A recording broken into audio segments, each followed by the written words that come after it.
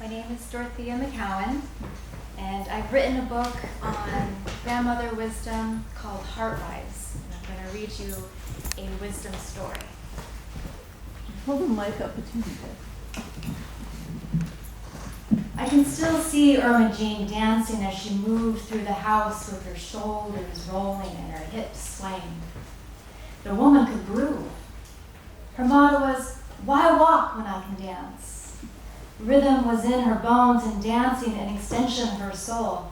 As I grew, I found rhythm in my bones too. In her home, music flowed like a stream. I would at times catch Irma Jean turning up the volume when R&B singers like Marvin Gaye or Etta James would come on the radio. This music transported her to a place only she knew. A place where her husband wrapped his arms around her. Arms that protected her. Arms that carried strength when she felt like she had none. Music took her back to that place where they danced in the kitchen, whispering in each other's ears. It took her back to that place where they tasted the same food, eating his homemade spaghetti.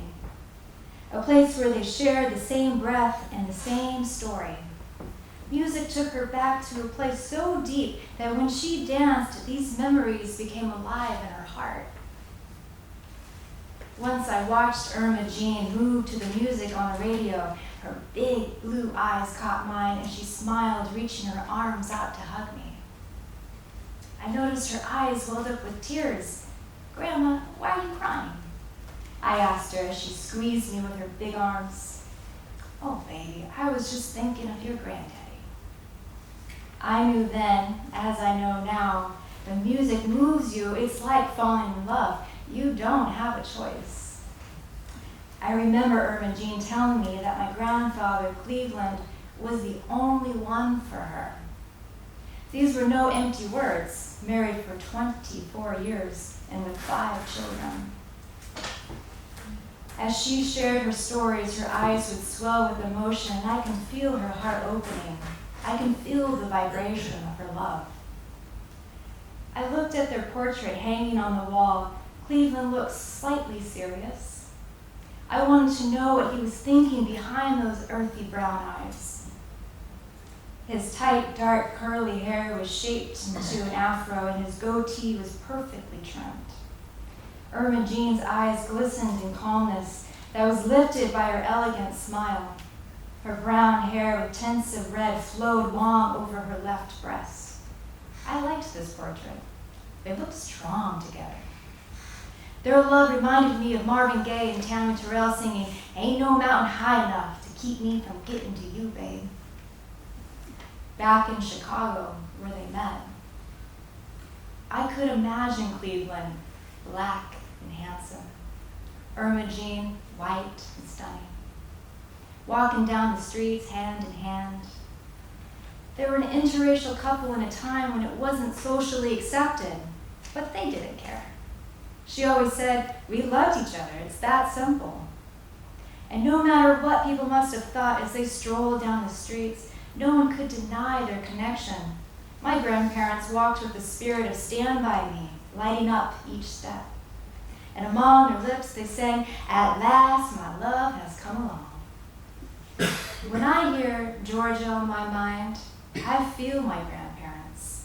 Or Sunday kind of love, I feel them. I feel these songs. I listen to that old school slow music and I feel their love. A love that melts from the inside out and moves the soul. After Cleveland's death, Irma Jean's heart was beyond broken, yet she never lost sight of him. Her love didn't fade as the years rolled on, but only grew stronger.